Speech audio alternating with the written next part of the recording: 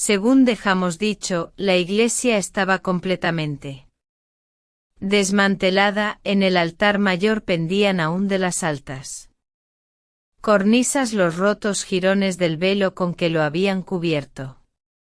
Los religiosos, al abandonar aquel recinto, diseminados por las naves, veíanse algunos retablos adosados al muro sin imágenes en las hornacinas. En el coro se dibujaban con un ribete de luz los extraños perfiles de la oscura sillería de alerce en el pavimento destrozado en varios puntos.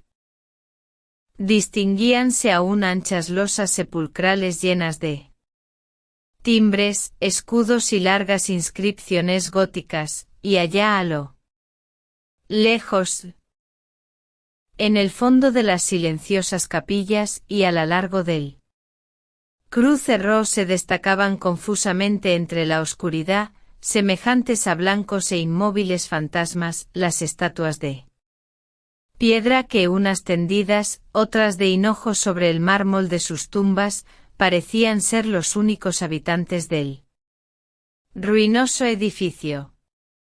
A cualquiera otro menos molido que el oficial de dragones, el cual traía una jornada de 14 leguas en el cuerpo.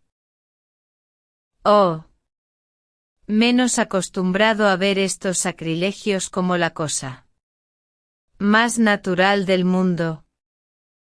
Hubiéranle bastado 2 adarmes de imaginación para no pegar los ojos en toda la noche en aquel oscuro e imponente recinto, donde las blasfemias de los soldados que se quejaban en alta voz del improvisado cuartel, el metálico golpe de sus espuelas que resonaban sobre las anchas losas sepulcrales del pavimento, el ruido de los caballos que piafaban impacientes, cabeceando y haciendo sonar las cadenas con que estaban sujetos a los pilares, formaban un rumor extraño y temeroso que se dilataba por todo el ámbito de la iglesia y se reproducía cada vez más confuso, repetido de eco en sus altas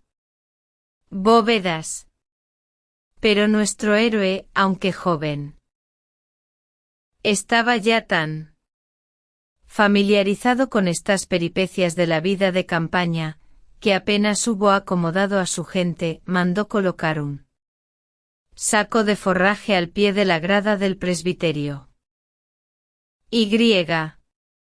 Arrebujándose como mejor pudo en su capote y echando la cabeza en el escalón. A los 5 minutos roncaba con más tranquilidad que el mismo rey José en su palacio de Madrid. Los soldados, haciéndose almohadas de las monturas, imitaron su ejemplo, y poco a poco fue apagándose el murmullo de sus voces. A la media hora solo se oían los ahogados gemidos del aire que entraba por las rotas vidrieras de las ojivas del templo. El atolondrado revolotear de las aves nocturnas que tenían sus nidos en el dosel de piedra de las esculturas de los muros y el alternado rumor de los pasos del vigilante que se paseaba, envuelto en los anchos pliegues de su capote a lo largo del pórtico. En la época a que se remonta la relación de esta historia, tan verídica como extraordinaria, lo mismo que al presente. Para los que no sabían apreciar los tesoros del arte que encierran sus muros, la ciudad de Toledo no era más que un poblachón destartalado, antiguo, ruinoso e insufrible. Los oficiales del ejército francés que, a juzgar por los actos de vandalismo con que dejaron en ella triste y perdurable Memoria de su ocupación, de todo tenían menos de artistas. O arqueólogos. No hay para qué decir que se fastidiaban soberanamente en la vetusta ciudad de los Césares. En esta situación de ánimo, la más insignificante novedad que viniese a romper la monótona quietud de aquellos días eternos e iguales era acogida con avidez entre los ociosos, así es que la promoción al grado inmediato de uno de sus camaradas, la noticia del movimiento estratégico de una columna volante, la salida de un correo de gabinete o la llegada de una fuerza cualquiera a la ciudad, convertíanse en tema fecundo de conversación y objeto de toda clase de comentarios, hasta tanto que otro incidente venía a sustituirlo sirviendo de base a nuevas quejas, críticas y suposiciones. Como era de esperar, entre los oficiales que, según tenían de costumbre, acudieron al día siguiente a tomar el sol y a charlar un rato en el zocodover, no se hizo platillo de otra cosa que la llegada de los dragones, cuyo jefe dejamos en el anterior capítulo durmiendo a pierna suelta y descansando de las fatigas de su viaje. Cerca de una hora hacía que la conversación giraba alrededor de este asunto, y ya comenzaba a interpretarse de diversos modos la ausencia del recién venido, a quien uno de los presentes, antiguo compañero suyo de colegio, había citado para el zocodover. Cuando en una de las bocacalles de la plaza apareció al fin nuestro bizarro capitán despojado de su ancho capotón de guerra, luciendo un gran casco de metal con penacho de plumas blancas, una casaca azul turquí con vueltas rojas y un magnífico mandoble con vaina de acero, que resonaba, arrastrándose al compás de sus marciales pasos y del golpe seco y agudo de sus espuelas de oro. Apenas le vio su camarada, salió a su encuentro para saludarle. Y con él se adelantaron casi todos los que a la sazón se encontraban en el corrillo, en quienes habían despertado la curiosidad y la gana de conocerle los pormenores que ya habían oído referir acerca de su carácter original y extraño. Después de los estrechos abrazos de costumbre y de las exclamaciones, plácemes y preguntas de rigor en estas entrevistas, después de hablar largo y tendido sobre las novedades que andaban por Madrid, la varia fortuna de la guerra y los amigotes muertos o ausentes rodando de uno en otro asunto, la conversación vino a parar al tema obligado, esto es, las penalidades del servicio, la falta de distracciones de la ciudad y el inconveniente de los alojamientos. Al llegar a este punto, uno de los de la reunión que por lo visto tenía noticias del mal talante con que el joven oficial se había resignado a acomodar su gente en la abandonada iglesia, le dijo con aire de zumba, y griega a propósito de alojamiento. ¿Qué tal se ha pasado la noche en el que ocupáis? Ha habido de todo, contestó el interpelado, pues si bien es verdad que no he dormido gran cosa, el origen de mi vigilia merece la pena de la velada. El insomnio junto a una mujer Bonita no es seguramente el peor de los males, una mujer. Repitió su interlocutor como admirándose de la buena fortuna del recién venido, eso es lo que se llama llegar y besar el santo. Será tal vez algún antiguo amor de la corte que le sigue a Toledo para hacerle más soportable el ostracismo, añadió. Otro de los del grupo, oh. No, dijo entonces el capitán, nada menos que eso. Juro a fe de quien soy, que no la conocía y que nunca creí hallar tan bella patrona en tan incómodo alojamiento. Es todo lo que se llama una verdadera aventura. Contadla. Contadla. Exclamaron en coro los oficiales que rodeaban al capitán, y como éste se dispusiera a hacerlo así. Todos prestaron la mayor atención a sus palabras mientras él comenzó la historia en estos términos. Dormía esta noche pasada como duerme un hombre que trae en el cuerpo 13 leguas de camino.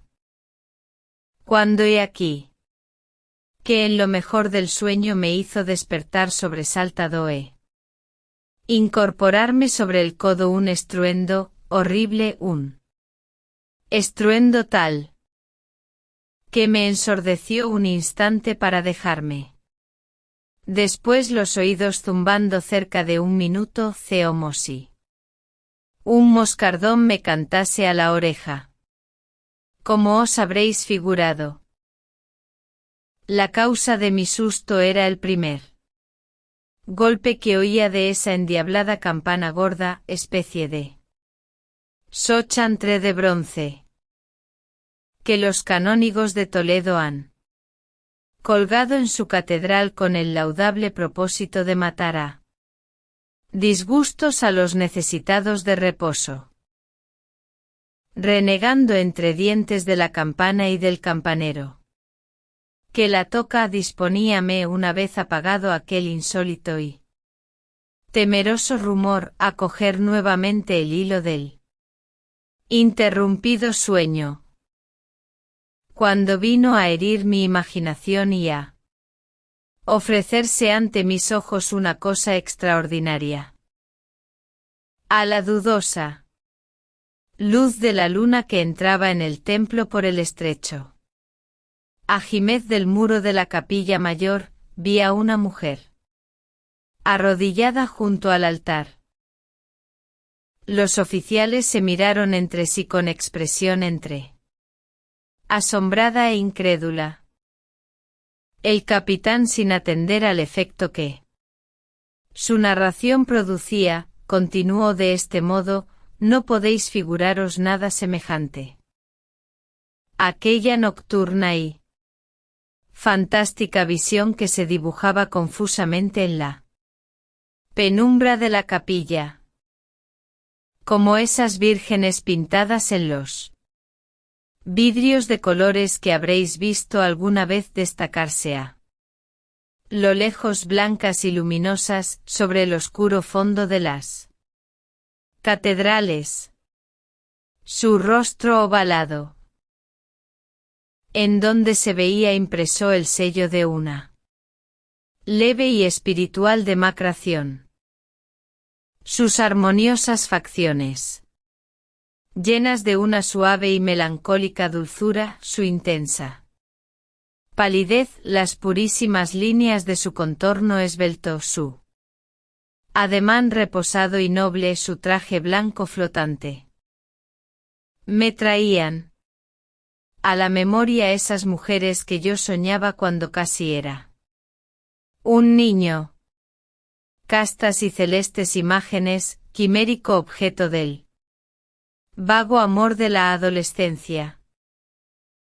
Yo me creía juguete de una alucinación, y sin quitarle un punto los ojos, ni aun osaba respirar, temiendo que un soplo desvaneciese el encanto.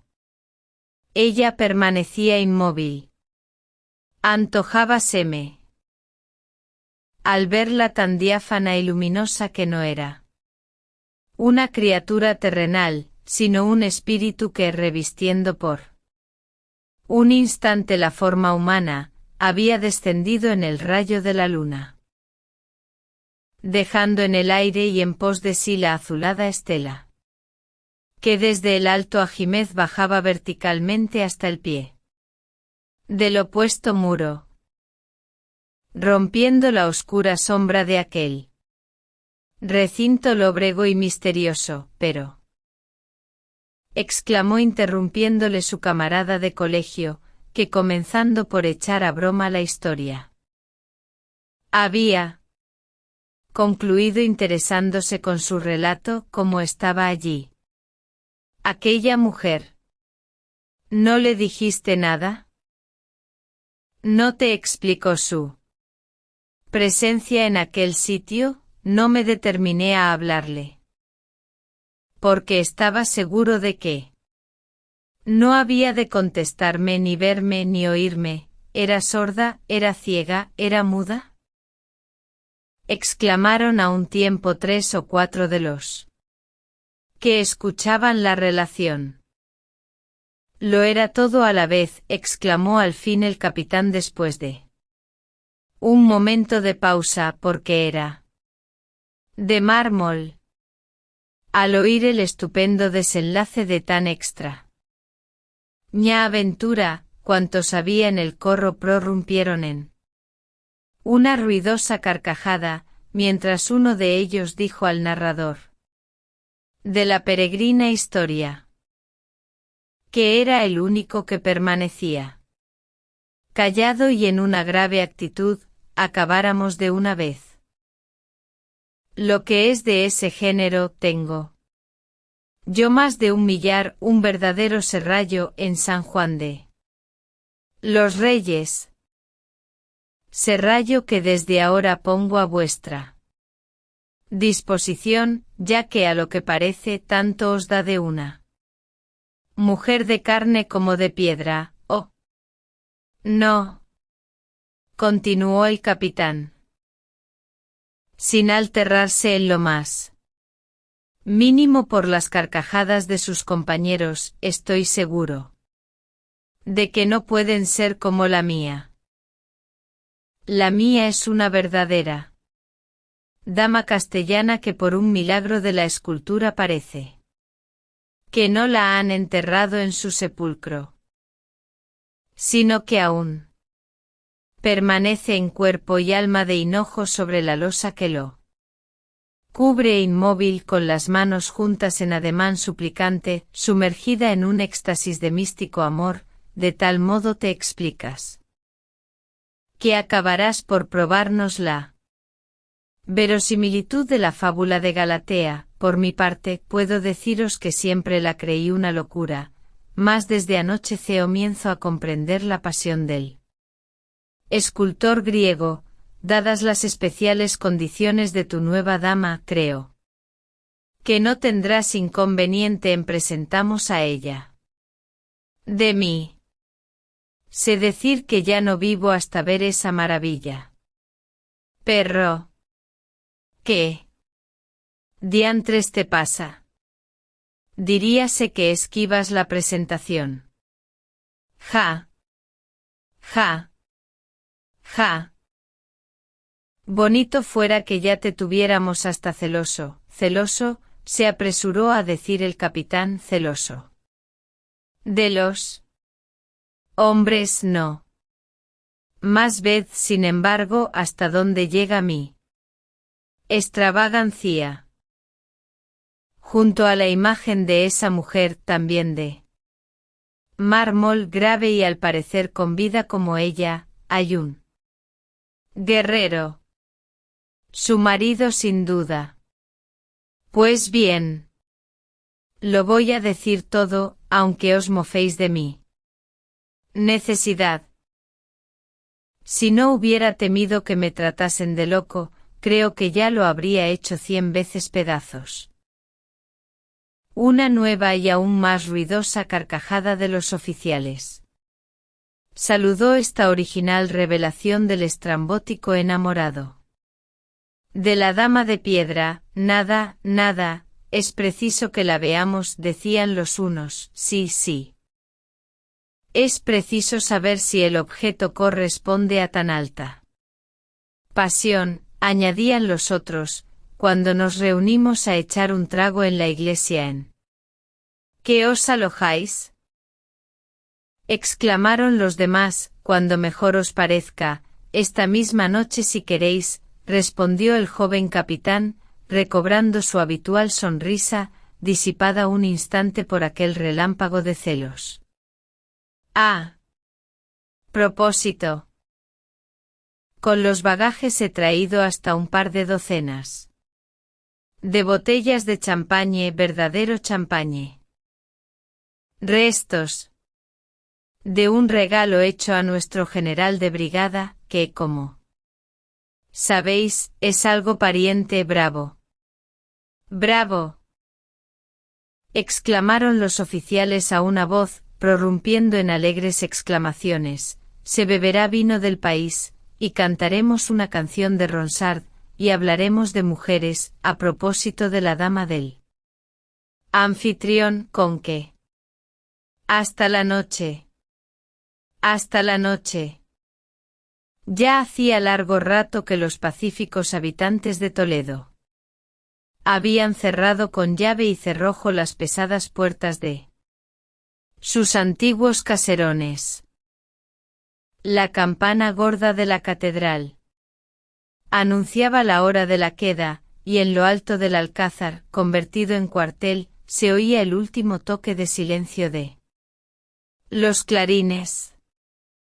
Cuando 10 o 12 oficiales que poco a poco habían ido reuniéndose en el zocodover tomaron el camino que conduce desde aquel punto al convento en que se alojaba el capitán, animados más con la esperanza de apurar las prometidas botellas, que con el deseo de conocer la maravillosa escultura. La noche había cerrado sombría y amenazadora, el cielo estaba cubierto de nubes de color de plomo, el aire que zumbaba encarcelado en las estrechas y retorcidas calles agitaba la moribunda luz del farolillo de los retablos o hacía girar con un chirrido agudo las veletas de hierro de las torres. Apenas los oficiales dieron vista a la plaza en que se hallaba situado el alojamiento de su nuevo amigo, que les aguardaba impaciente, salió a encontrarles. Y después de cambiar algunas palabras a media voz, todos penetraron juntos en la iglesia. En Ceúllo Lóbrego recinto la escasa claridad de una linterna luchaba trabajosamente con las oscuras y espesísimas sombras. ¿Por quién soy?, exclamó uno de los convidados tendiendo a su alrededor la vista. Que el local es de los menos a propósito del mundo para una fiesta. Efectivamente, dijo otro, nos traes a conocer a una dama. Y apenas y con mucha dificultad se ven los dedos de la mano, y sobre todo hace un frío que no parece sino que estamos en la Siberia, añadió un tercero arrebujándose en el capote. Calma, señores, calma, interrumpió el anfitrión, calma, que a todo se proveerá. Muchacho, prosiguió dirigiéndose a uno de sus asistentes, busca por ahí un poco de leña, y enciéndenos una buena fogata en la capilla mayor. El asistente, obedeciendo las órdenes de su capitán, comenzó a descargar golpes en la sillería del coro. Y después que hubo reunido una gran cantidad de leña que fue apilando al pie de las gradas del presbiterio, tornó la linterna y se dispuso a hacer un auto de fe con aquellos fragmentos tallados de riquísimas labores, entre los que se veían por aquí parte de una columnilla salomónica, por allá, la imagen de un santo abad. El torso de una mujer o la disforme cabeza de un grifo asomado entre hojarascas. A los pocos minutos, una gran claridad que de improviso se derramó por todo el ámbito de la iglesia anunció a los oficiales que había llegado la hora de comenzar el festín. El capitán, que hacía los honores de su alojamiento con la misma ceremonia que hubiera hecho los de su casa, exclamó dirigiéndose a los convidados: si gustáis, pasaremos al buffet. Sus camaradas, afectando la mayor gravedad, respondieron a la invitación con un cómico saludo, y se encaminaron a la capilla mayor precedidos del héroe de la fiesta, que al llegar a la escalinata se detuvo un instante, y extendiendo la mano en dirección al sitio que ocupaba la tumba, les dijo con la finura más exquisita: tengo el placer de presentaros a la dama de mis pensamientos. Creo que convendréis conmigo en que no he exagerado su belleza. Los oficiales volvieron los ojos al punto que les señalaba su amigo, y una exclamación de asombro se escapó involuntariamente de todos los labios. En el fondo de un arco sepulcral revestido de mármoles negros, arrodillada delante de un reclinatorio, con las manos juntas y la cara vuelta hacia el altar, vieron, en efecto, la imagen de una mujer tan bella, que jamás salió otra igual de manos de un escultor, ni el deseo pudo pintarla en la fantasía más soberanamente hermosa. En verdad que es un ángel, exclamó uno de ellos, lástima que sea de mármol. Añadió otro, no hay duda que, aunque no sea más que la ilusión de hallarse junto a una mujer de este calibre, es lo suficiente para no pegar los ojos en toda la noche. ¿Y no sabéis quién es ella?, preguntaron algunos de los que contemplaban la estatua al capitán, que sonreía satisfecho de su triunfo. Recordando un poco del latín que en mi niñez supe, he conseguido a duras penas descifrar la inscripción de la tumba, contestó el interpelado, y a lo que he podido colegir, pertenece a un título de Castilla, famoso guerrero que hizo la campaña con el gran capitán. Su nombre lo he olvidado, mas su esposa, que es la que veis, se llama doña Elvira de Castañeda, y por mi fe que si la copia se parece al original, debió ser la mujer más notable de su siglo. Después de estas breves explicaciones, los convidados, que no perdían de vista el principal objeto de la reunión, procedieron a destapar algunas de las botellas, y sentándose alrededor de la lumbre, empezó a andar el vino a la ronda. A medida que las libaciones se hacían más numerosas y frecuentes, y el vapor del espumoso champagne comenzaba a trastornar las cabezas, crecían la animación, el ruido y la algazara de los jóvenes, de los cuales estos arrojaban a los monjes de granito adosados a los pilares los cascos de las botellas vacías, y aquellos cantaban a toda voz canciones báquicas y escandalosas, mientras los demás allá prorrumpían en carcajadas. Batí Han las palmas en señal de aplauso o disputaban entre sí con blasfemias y juramentos. El capitán bebía en silencio como un desesperado y sin apartar los ojos de la estatua de doña Elvira, iluminada por el rojizo resplandor de la hoguera.